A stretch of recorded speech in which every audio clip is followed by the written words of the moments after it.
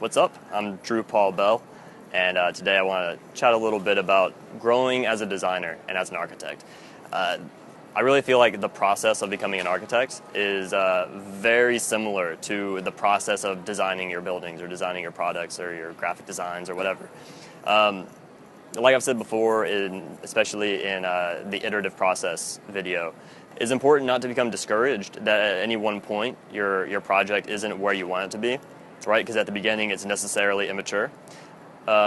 This same idea applies to you growing as a designer.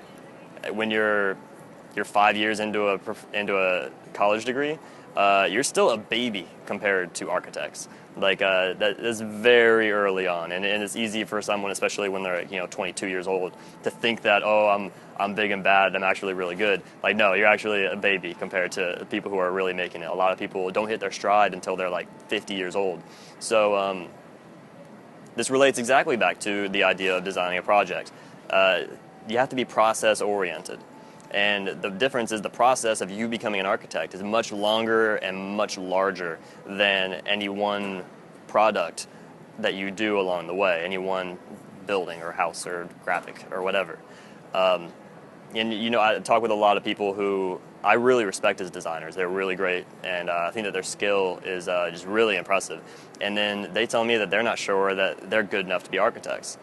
And something I've learned is that literally everybody has insecurities about themselves as an architect or as a designer. It's the reason why a lot of artists are kind of crazy, because you make this thing that's within you, and then you put it out in the world saying, here, I worked on this, what do you think? And you're really putting yourself out there to be struck down, and it's this thing that you put your blood, sweat, and tears into. Someone might not love it as much as you love it, which, that's hard to come to terms with sometimes. But instead of getting caught up in that, instead recognize the fact that you might not be satisfied with your product or you as a designer right now, but instead focus on the process and understand that one day it will become what you want it to be. You will become who you want to be as a designer. Don't get too caught up in your vision of the designer ideal, right? In psychology, we have this idea of the ego ideal, which is your perfect vision of yourself. Don't worry about that as a designer, because that doesn't exist. There's no perfect designer. It's so much like life. It's so subjective.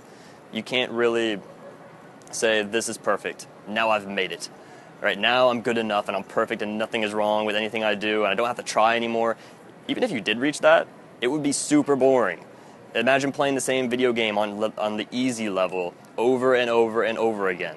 You wouldn't even enjoy it. So don't aim for that. Don't get too caught up or beat yourself down now for not being at that level. Instead, focus on the process, on you growing as a designer. What can you do? What can you explore? What kind of new techniques can you try? What kind of new programs can you use to grow as a designer and become somebody who's more confident in their ability to create?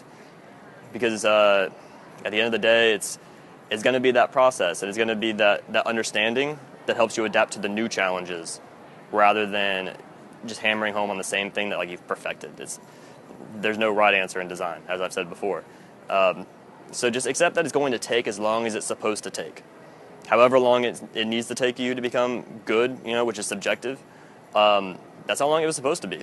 So the best thing to do is just enjoy the process of that growth and not beat yourself up about not being perfect.